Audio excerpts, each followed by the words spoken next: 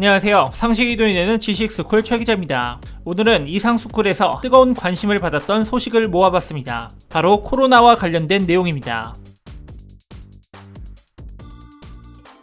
마이크로소프트 창업자인 빌 게이츠는 테드 지식 컨퍼런스에 출연해 미국은 이미 통제해야 할 기회를 놓쳤다고 탄식하며 이에 이어 한국의 성공 사례를 언급했습니다. 한국은 셧다운 같은 폐쇄 조치 없이 대응해냈다. 이걸 배워야 한다며 한국에 대한 긍정적인 평가를 내비쳤습니다. 또한 그는 한국식 방역 모델을 노아의 방주로 표현하기도 했습니다. 중국 박쥐에서 생겨난 바이러스가 인간에게 옮아 공포스러운 전염병이 된다는 영화 컨테이전. 현재는 전 세계의 상황과 유사해 재조명을 받는 영화인데요. 빌 게이츠는 24일 온라인을 통해 방송된 테드 커넥션에서 상황은 통제할 수 없을 정도, 통제할 수 있는 기회를 지나쳤다고 말하며 미국의 검사 역량 강화를 주장했습니다. 심지어 빌 게이츠는 이번 사태가 발생하기 전엔 5년 전 전염병 문제를 예언하기도 했었는데요. 새로운 전염병이 천걸해 세계를 위험에 빠뜨릴 것이라고 경고하며 각국 정부의 전사적인 대비 태세를 주민하기도 했습니다. 한 수 앞서 바라본 빌 게이츠는 한국의 극복 사례를 거론하며 테드 커넥션에서 이번 사태에 대해 말을 전했습니다. 사람 간 감염이 시작됐을 때 남일이라고 생각하지 않고 전 세계적인 협력을 통해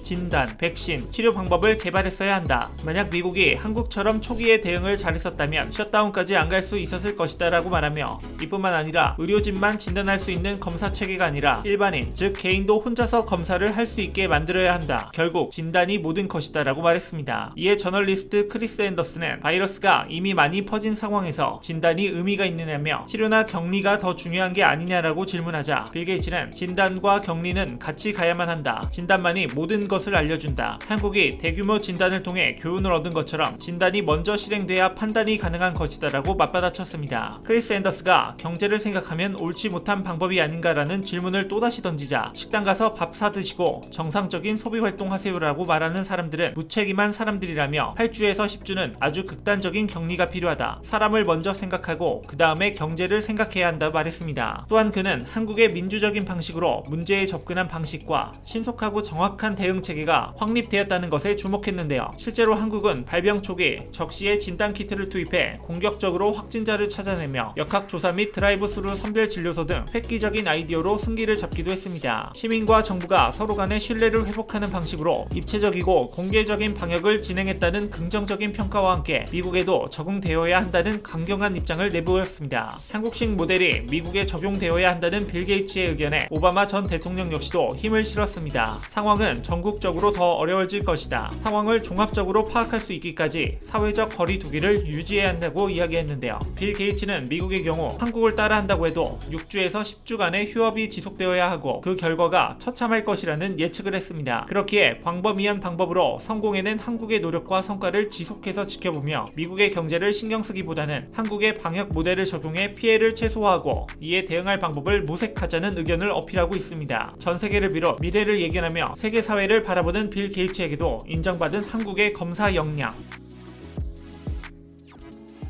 영국 BBC가 신종 코로나 바이러스 감염증과 사투를 벌이고 있는 국립중앙의료원 간호사들의 감동받은 사연이 알려져 화제입니다. 28일 BBC는 중환자실 간호사들이 코로나19 환자 치료를 위해 고군분투하는 모습을 담았습니다. BBC는 방호복이 믿을 수 없을 만큼 무겁다며 이들이 2시간마다 교대하러 중환자실을 나오면 온몸이 땀에 젖어 있다고 전하며 감동을 금치 못했습니다. 로라 비커 BBC 한국 특파원은 중환자실을 나온 간호사들이 방호복을 완전히 벗기까지는 전용 보행구역으로만 다녀야 한다며 빨간 선으로 구분된 이 구역을 철저히 소독을 하기 전엔 일반 의료진은 넘어갈 수 없다며 철저한 한국의 방역 시스템에 감탄했습니다. 한 간호사는 BBC와의 인터뷰에서 방호복을 입으면 서로의 목소리가 잘 안 들려 소통이 어렵다면서도 코로나19 감염에 대한 불안감은 있지만 치료 대상이 우리의 환자라고만 생각하면 무섭진 않다는 말로 울림을 전했습니다. 미국 등의 선진국조차도 휴지 등을 사재기 하는 데 반해 한국 의료진의 현실은 세계인을 부끄럽게 하고 있는 것입니다. BBC 말고도 월스트리트 저널과 같은 외신은 수차례에 걸쳐 한국의 우수한 방역 대응을 조명했습니다. BBC는 지난 24일 한국으로부터 세계가 배워야 하는 점이라는 제목의 영상을 게재한 데 이어 월스트리트 저널은 정부의 빠른 승인 등으로 효과적으로 대처할 수 있었다고 보도했습니다. CNN은 또한 쉽게 검사를 받지 못하는 다른 나라의 상황은 바이러스 확산을 통제하는 데도 제약이 된다면서 바로 이런 차이가 한국과 이탈리아의 치사율 격차가 나타나게 된 원인이라고 비교했습니다. 뉴욕타임스는 한국 대응의 4가지 특징을 분석하면서 전 세계가 한국을 배워야 한다고 지적했습니다. 스콧 고들리브 미국 FDA 전 국장 역시 트위터에서 한국은 똑똑하고 공격적인 공중보건으로 코로나19를 이길 수 있음을 보여주고 있다며 한국 보건 시스템을 칭찬했습니다.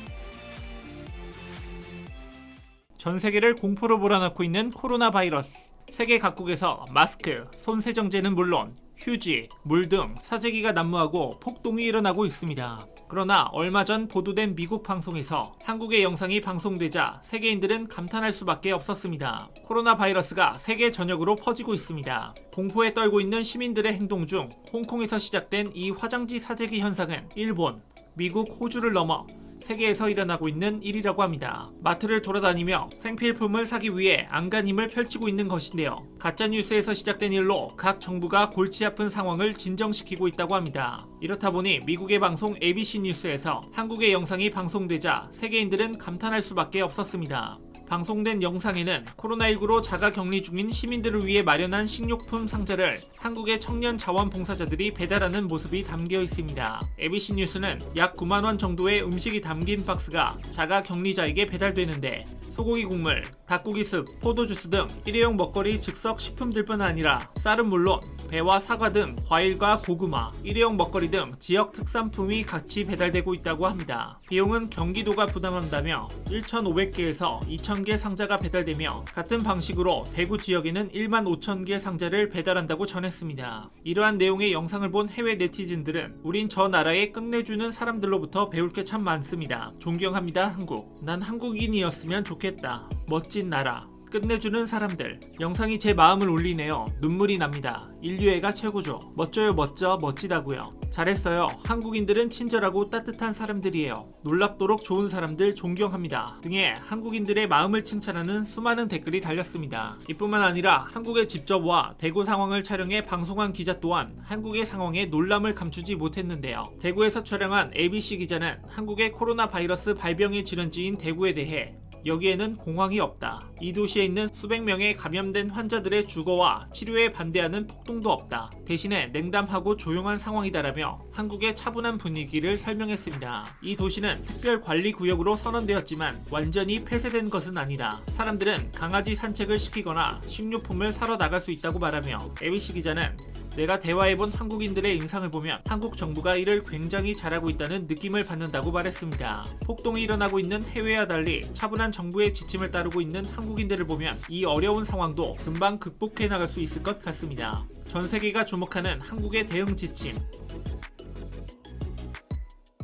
전 세계의 시선이 하나의 주제로 쏠려있는 상황에 일본이 또다시 한국의 심기를 건드리고 있습니다. 내년부터 사용될 일본 중학교 역사 교과서에 독도에 대한 악의적인 글들이 실렸는데요. 한국 비하 발언은 물론 후쿠시마 오염수, 독도, 수출 규제 등등 여러 사건들로 자꾸 한국의 심기를 건드리자 화가 난 한국 국민이 더는 안 되겠다며 아베 정부의 노력을 물거품으로 만들어버릴 아주 기발한 생각을 해낸 상황입니다. 지난해 일본의 대한민국 수출 규제를 계기로 한일 관계가 잔뜩 냉각 된 상황에서 또다시 한국의 심기를 건드리고 있습니다. 일본 문부과학성은 2021년부터 4년 동안 사용할 중학교 교과서 검정 결과를 24일 일제히 발표했습니다. 중학교 사회과의 역사 7종, 지리 4종, 국민 6종 등 쇠과목 17종 검정 통과본을 살펴본 결과 독도를 한국이 불법 점거하고 있다는 주장이 전체의 82%인 14종에 들어가 있었습니다. 일본 문교 출판은 사회과 역사 교과서에 일본 정부는 다케시마가 한 번도 타국의 영토인 적이 없는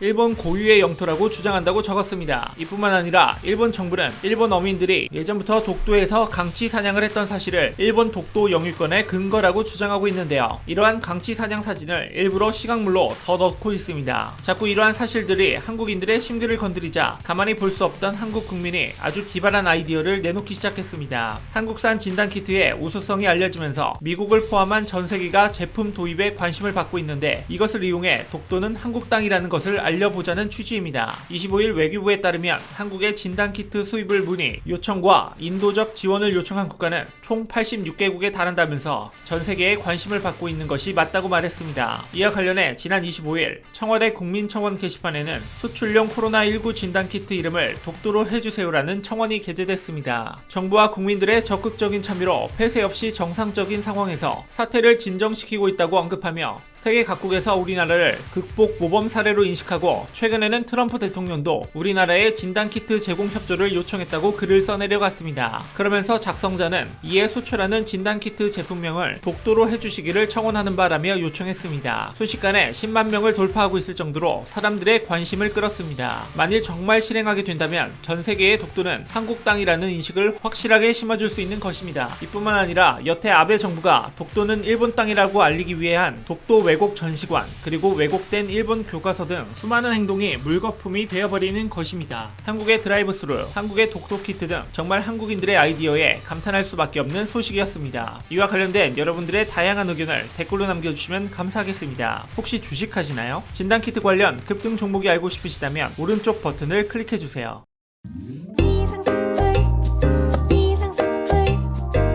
주식을 모르면 이상스쿨. 주식 모르니? 이상스쿨.